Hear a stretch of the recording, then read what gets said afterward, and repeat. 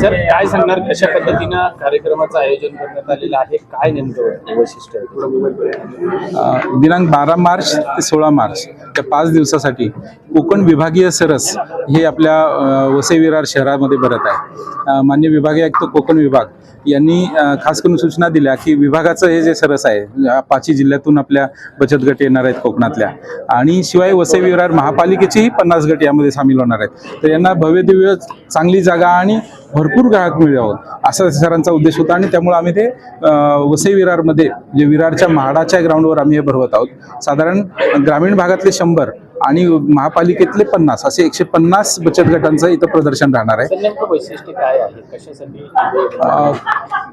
स्वयंसहायता गट ज्याला आपण बचत गट म्हणतो, हे गावातल्या 10 महिलांचा एक साधारण बचत गट बनवला जातो, आणि त्यांना काही भांडवल दिलं जातं, त्यांना कर्ज उपलब्ध करून दिलं जातं, आणि त्यांना पायावर उभं राहावं म्हणून एक वेगवेगळ्या प्रकारचे रोजगार उपलब्ध करून दिला जातो. आणि त्यातून या महिला काही वस्तू तयार करतात, हस्तकलेच्या वस्तू असतात, खायचे पदार्थ असतात, मसाले असतात, धान्य डाळी घरच्या पिकवलेल्या वस्तू असतात, अशा सगळं त्या विक्री करतात, आणि त्यातून त्यांना व्यवसाय कळतो, स्वतःच्या पायावर उभं राहतात, आर्थिक त्यांना स्वातंत्र्य मिळतं, आणि त्यातून त्यांचं कुटुंबाचं उत्पन्न वाढतं. कारण आपल्याला माहित आहे की लखपती दिदी असा एक कार्यक्रम आहे आमचा, तर 1,39,000 महिलांना म्हणजे तेवढ्या कुटुंबांना आपण लखपती करणार आहोत.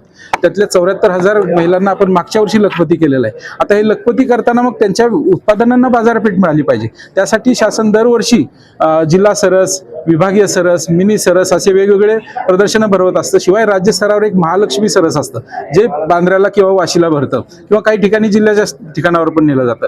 तर अशा प्रकारे बाजारपेठ उपलब्ध करून दिली जाते, आणि जेणेकरून त्यांचा व्यवसाय वाढतो. यात सगळ्या प्रकारच्या खाद्यपदार्थांपासून सर्व वस्तूंची रेलचेल असते, आणि हा पैसा थेट त्या जी करणारी आहे त्या महिलेच्या हातात जातो, आणि तिला एक आर्थिक स्वातंत्र्य मिळतं, ती स्वतःच्या पायावर उभी राहते, कुटुंब तिचं आर्थिक स्थैर्य मिळतं, मुलाबाळांचं शिक्षण होतं.